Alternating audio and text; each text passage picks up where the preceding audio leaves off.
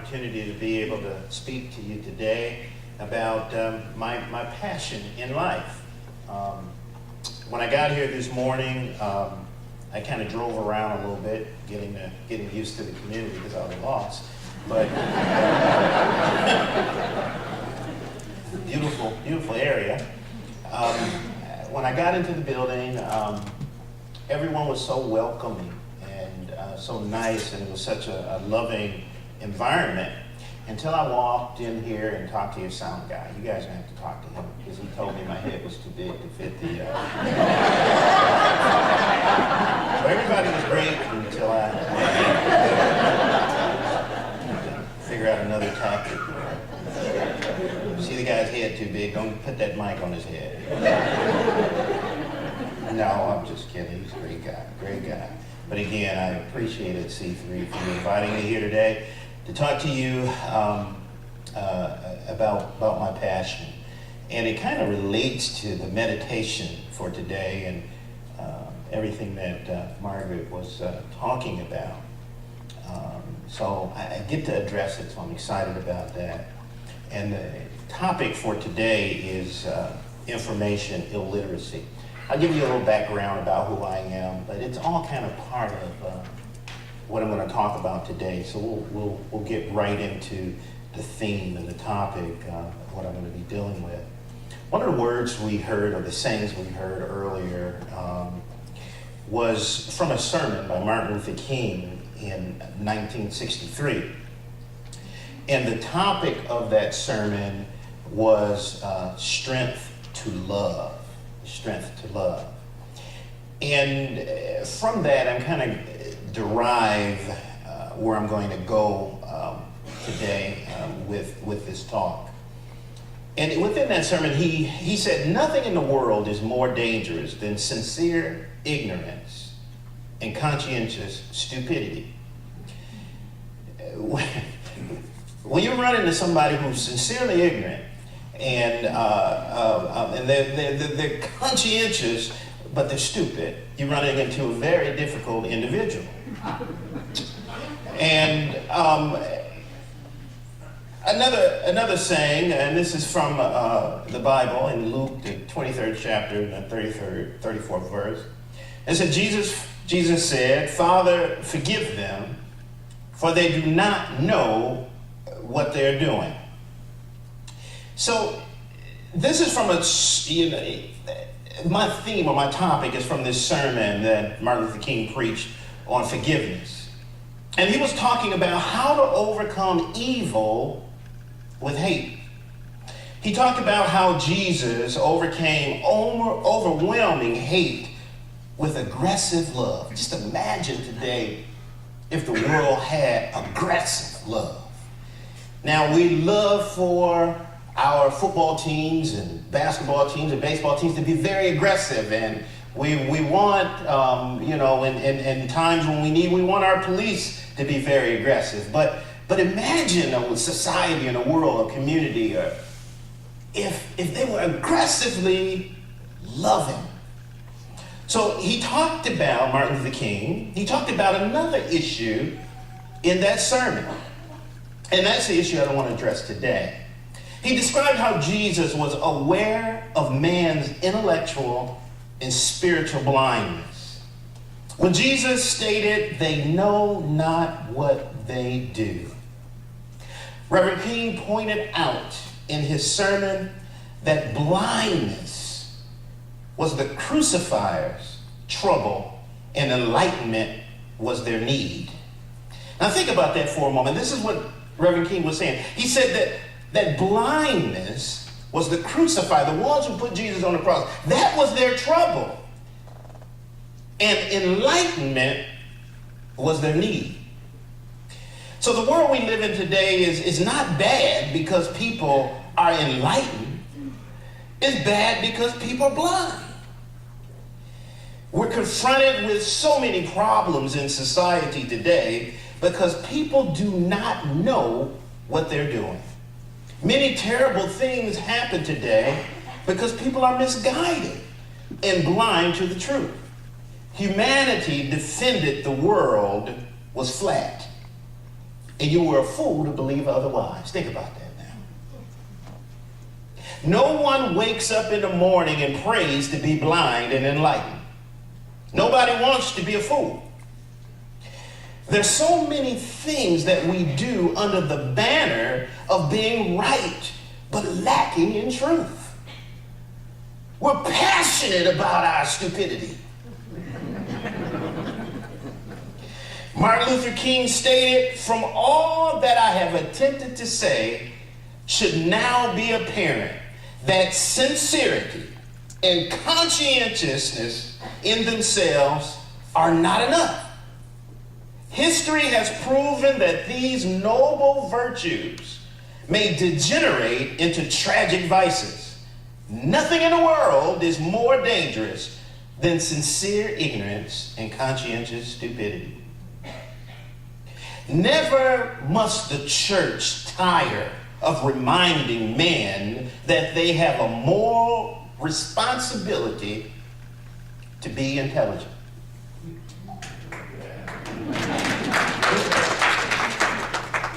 Moral responsibility to be intelligent. Now, I have a little black preacher in me, and we usually don't stick to the written homily.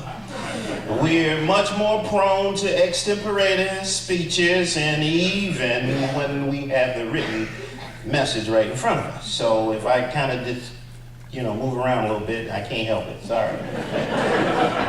I knew. If you say amen or whatever, so let it be, that just makes me happy. I knew from childhood that I wanted to devote my life to helping people. I was just not sure what I wanted to do. Now, if my father was here, he's suffering right now from Alzheimer's, and it's tough to watch him go through this, and I'm one of those strong, weak guys. I just can't see him in this, so I don't visit him as often as I should. I can't. My father was the patriarch for my family, for all his brothers and sisters. He grew up in the Muskegon area, and his father was not the greatest, but he was loving. He just wasn't in the home all the time. And my father's mother passed away, so my father raised all his brothers and sisters and bought them their first Christmas gifts by picking blueberries. I never figured out how you could pick a blueberry, but he told me that's what he used to do. He used to pick blueberries. And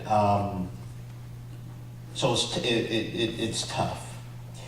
But my father, he'd tell you that, even though I devoted my life to wanting to help people, and I couldn't figure out what I wanted to do, and he'd tell you that, yeah, he's right. He couldn't figure out what he wanted to do. He wasted a whole year of my money in college trying to figure out what he wanted to do. But my first job out of college was a director of a child care center. Can you believe that? I'm dealing with little bitty kids, And I was the first guy that this company had hired for this job. And I took it, and I thought that would be great for me because I love kids, and I wanted to help. I wanted to do something to impact people's lives. But it appeared as if I was doing more babysitting than anything, so I left that job, and I took a job as a foster care case manager. And I liked working with those kids, and I liked doing everything that I could and talking to them and helping them until they increased my caseload to 50 kids, which included the foster care, being responsible for the foster care family, and being responsible for the kids' family, being responsible for court visits, being responsible for school visits, doctor's appointments, original family visits, sibling visits, summer camps, counseling sessions, and I could not help anybody because I was so busy worried about is the right person in the right place at the right time. So after my case manager job, I landed the job as a police officer in the city of Flint, Michigan. Yeah, whoa. And my idea of policing was when I was growing up watching Andy Griffith Show. That was my idea. That's what I thought policing was all about. And boy, was I wrong. So I had that job as a police officer for 3 years. And, you know, I don't know, if any of here know anything about me in my college years, also, while I was in college, I spent some time going to another college and taking Bible courses and seminary courses because I wanted to help people.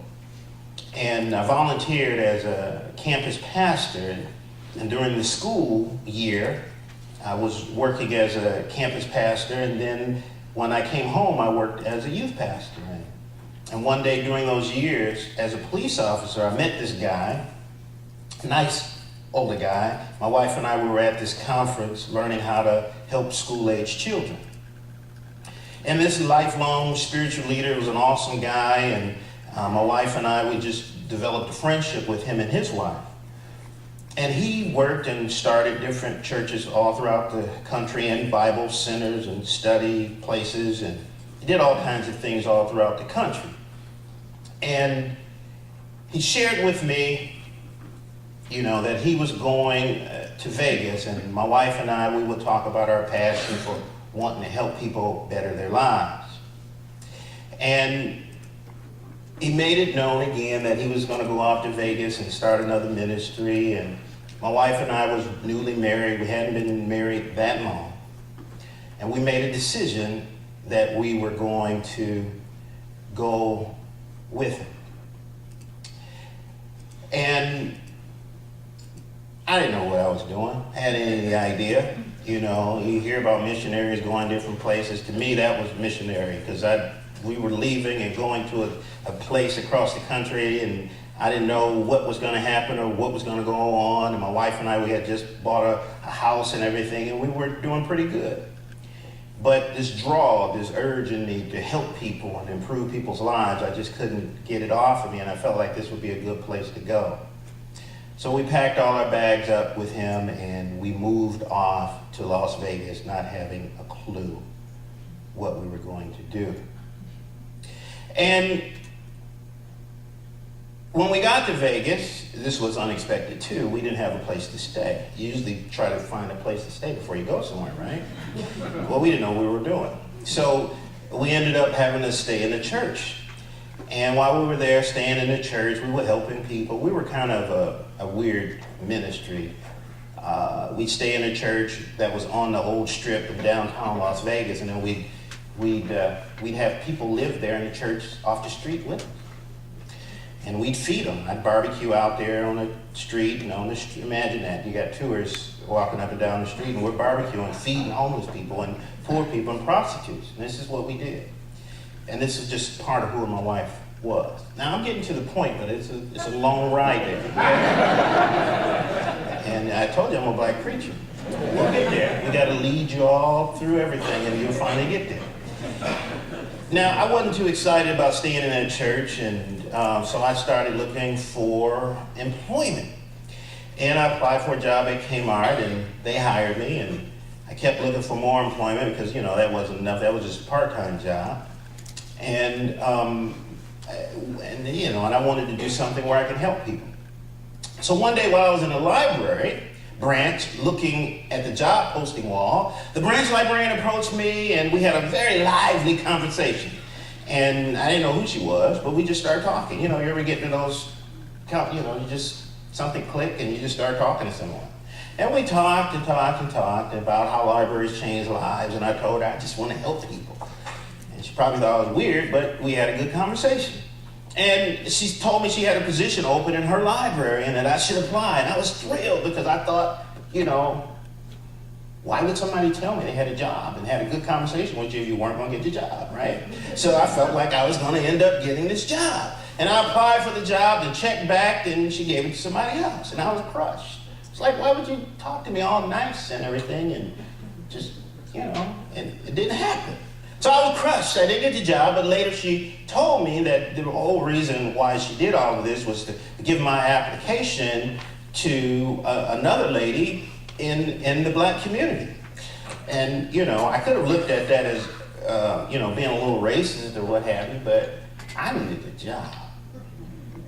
And she gave her my application, And I went over and I interviewed and I did a good job. And I got the job. And I was happy. And the racial issue didn't even come into play because she explained to me. She said, look, they need you over there. And if somebody needs you, they need you. Regardless of what your background is. Amen? Amen. That's right.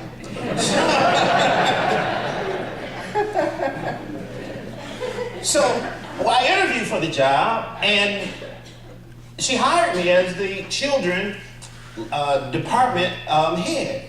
And I had no experience. You didn't think about it. I was a police officer and a foster care worker, and now they're hiring me into a library and they're making me a manager right away. Didn't have any idea what I was doing, but I just knew I wanted to help people. I wanted to help people. So, once I got the job, I had to figure out, well, what do these library people do? What do they do? Because she gave me the job, gave me the keys, gave me my badge, and said, that's your department. Serious. So what did I do? So I started reading and looking, and it was a perfect place to read, right? So I started reading and looking and talking to some of the peers in other branches and trying to figure out what do they do. And I got to thinking about my own childhood and about growing up and what would get me interested in children's books. Then I figured it out. I wouldn't just come into the library. Nothing you could do to just get me to come in. Somebody would have to inspire me to come into the library. So I asked my boss, I said, can I go to the schools and talk to the kids in the classroom? She said, do whatever you want. It's fine with me. Because she was going to be retiring in a little while. So I went to the schools in the community, and I took large crates of books with me, the milk crates. I took several of them with me, and I had a variety of topics. I had bug books, airplane books, race car books, princess books, doctor's books, anything that I thought kids would be interested in. And I would hold up a library card, and I'd say, how much does this library card cost? And the kids would say $5, $10, $15, $20, and some of the kids would even say $100. And I was like, why would they say all of that? And I figured out it was an impediment to them using the library because somebody in their family had got a fine or a fee and they weren't coming back to a branch again. So it just showed me how uninformed that community was, that burgeoning Hispanic and traditionally African-American community was in that community to library service. They didn't know what the library had to offer them. So I worked at that branch for several years, developing ideas and programming to encourage the young people to be intellectually broad in their scope. And several years into that time there, that branch manager, she retired. And for some reason, believe it or not, just a few years, they promoted me to take her place. With all these other people around, they promoted me to take her place. So during my time working with the young people and developing relationships with them, I noticed that they were not prepared for life. They didn't know what was coming next. Imagine your parents opening the door and just saying, get out. That's what was happening to them. They had no idea. They didn't know. They weren't prepared. They didn't know about checking accounts because a lot of those things they're taken out of schools because it costs too much money to have a teacher responsible for that. And they took all this stuff out of school. And the kids didn't know about checking accounts. They didn't know about a whole lot of things. So I would be talking to them. And some of the kids think about this now. You think, what stays in Vegas, what happens in Vegas stays in Vegas. Well, a lot of the kids stayed in Vegas. They never went anywhere else. They never got out of the communities. They never went. And a lot of these kids in the inner cities, they never go anywhere. They never go. They don't know. My wife's got some relatives in Detroit. Can you believe it? They were scared to come and visit us because they had never been on an expressway out of the city.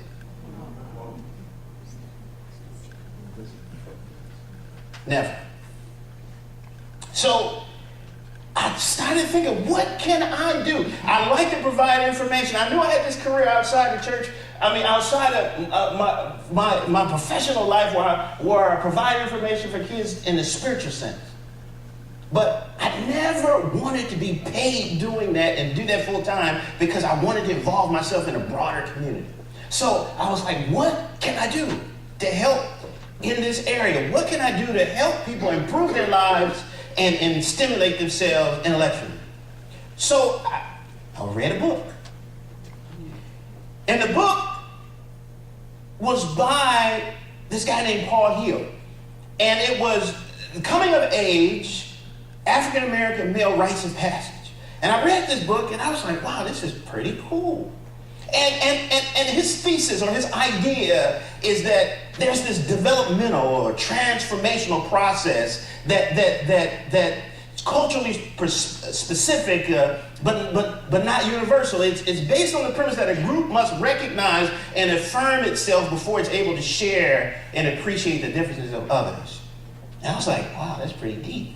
What is he saying? What's more to that? So he's talking about rites of passage, and it's a process that recognizes that entry into adult life involves the realization of social obligations and the assumption of responsibility for meeting them. It's an initiation. It sets a time on the journey for bringing that individual into a formal and explicit relationship with their kindred or the community. It strengthens social ties for the day that they will be tested.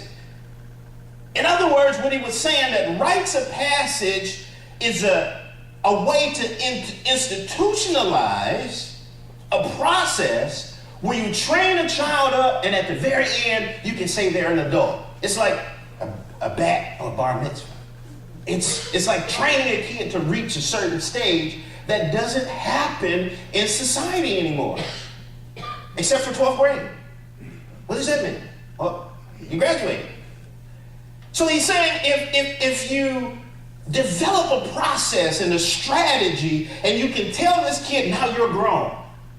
You've grown. You've learned these few steps and integrate it within the culture. And I was like, man, that's cool. But I'm a librarian.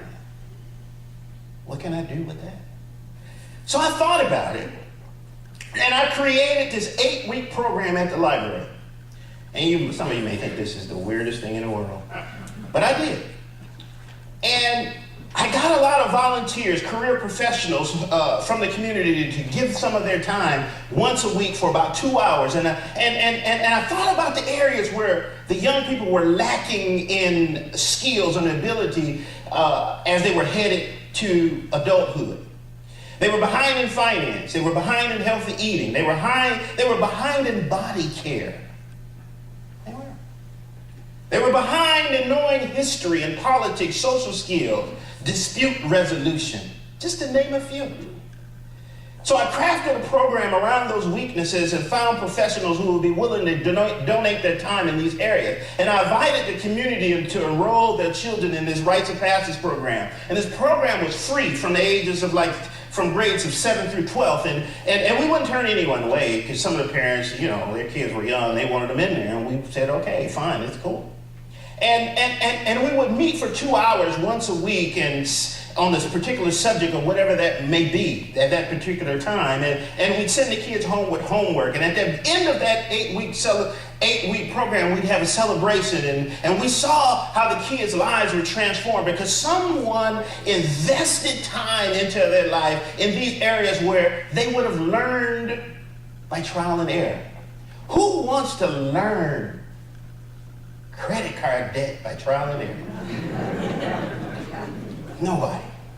So we talked about those things and we recognized that, these kids' lives are going to be changed forever. They're going to be changed forever. Now, through all that, I didn't mention what happened while I was in Las Vegas and before I was promoted. I was working in the library and a well-dressed guy came in. Off topic, black preacher.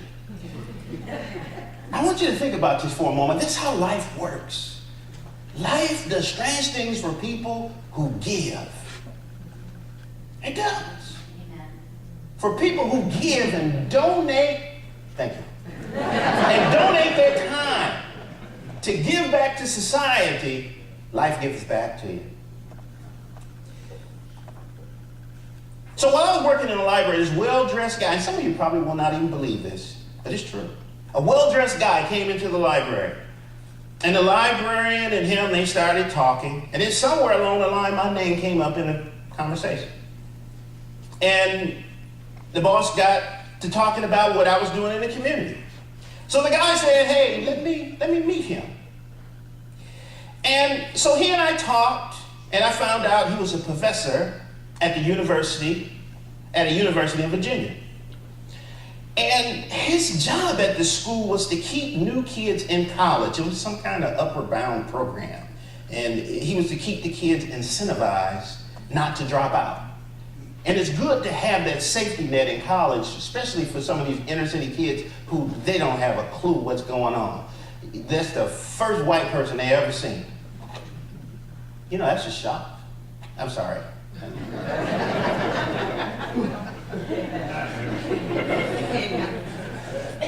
It's the truth, though. So that's what his job was. And he was in Las Vegas at the time teaching a class at our local college to other professionals who are in his same job track.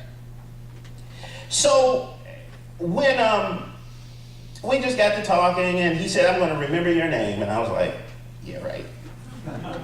You know, guy out the blue, he talked to me, and he's happy about the things I'm doing in the community. He lives in Virginia, and he said, I'm going to remember you. I'm like, okay, you're going to remember me. That's cool.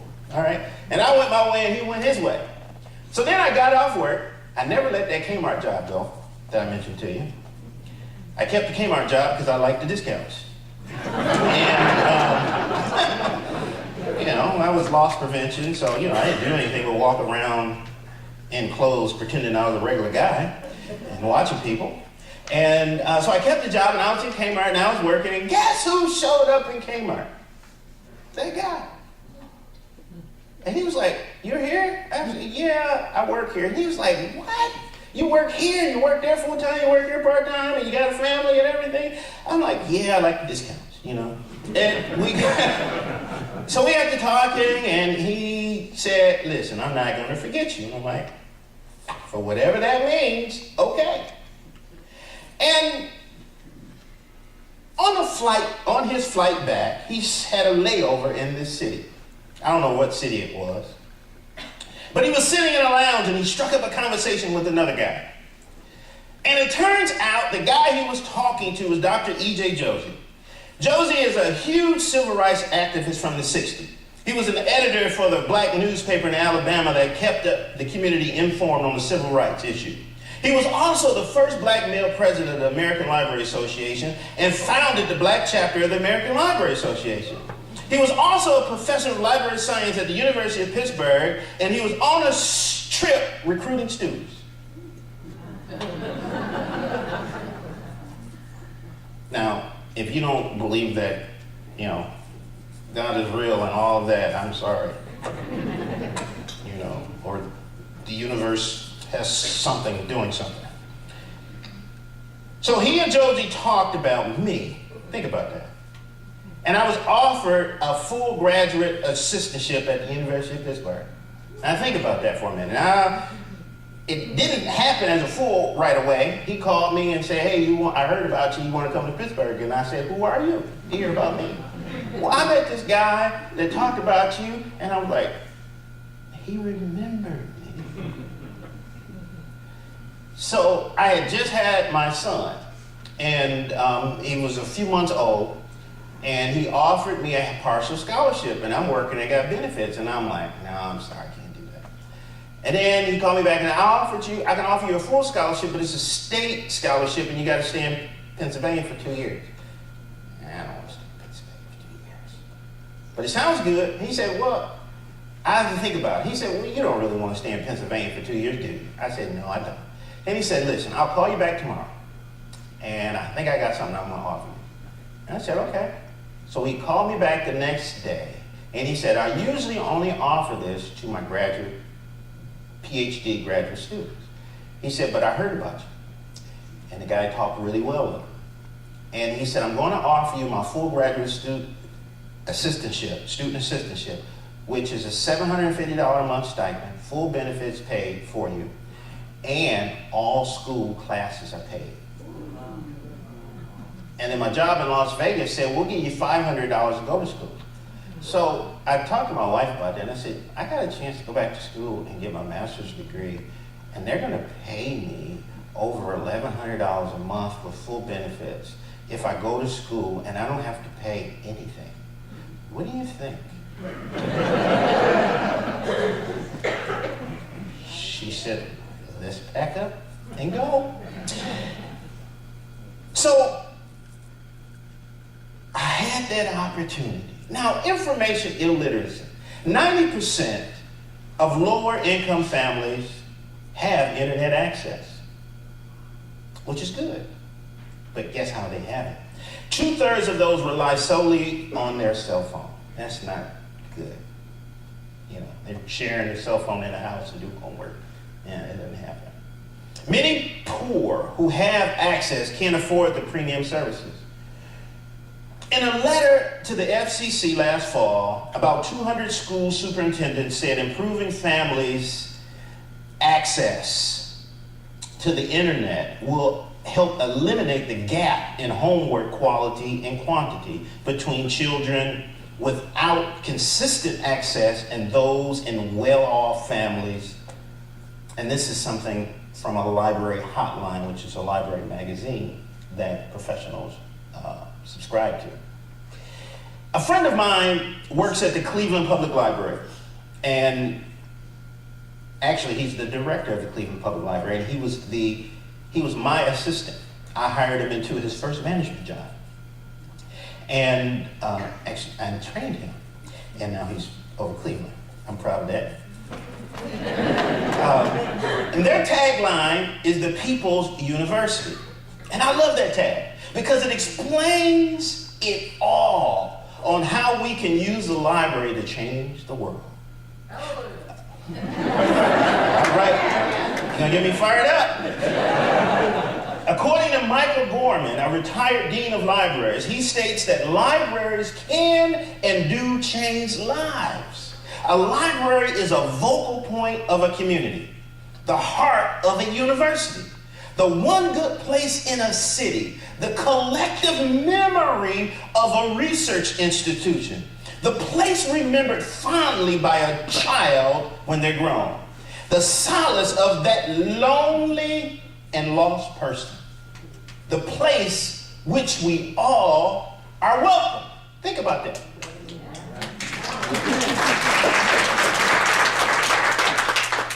And it's a source of power through knowledge. One of the 3 ways that people learn is by interacting with records of humankind found in books and other tangible and intangible documents, or in other words, paper or electronic data created by other human beings.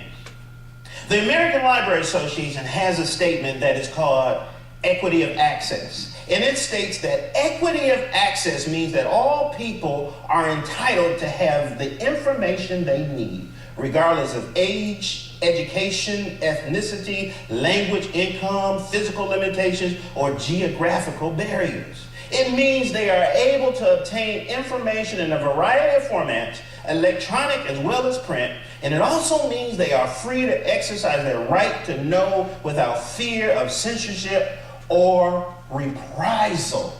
Amen. How do we change the world?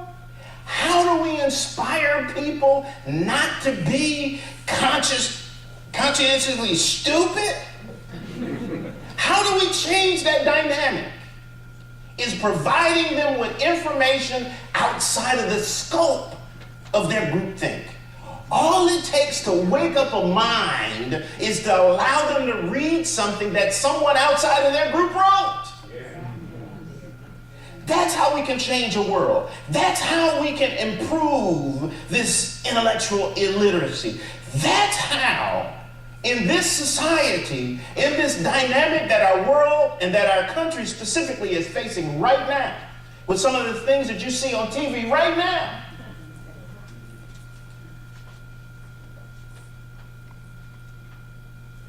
we can change the world by having someone read something outside of their scope or their area or their network. That's why libraries are important, because everybody's stuff is in there. It's just a matter of getting people interested and walking in the door. Thank you.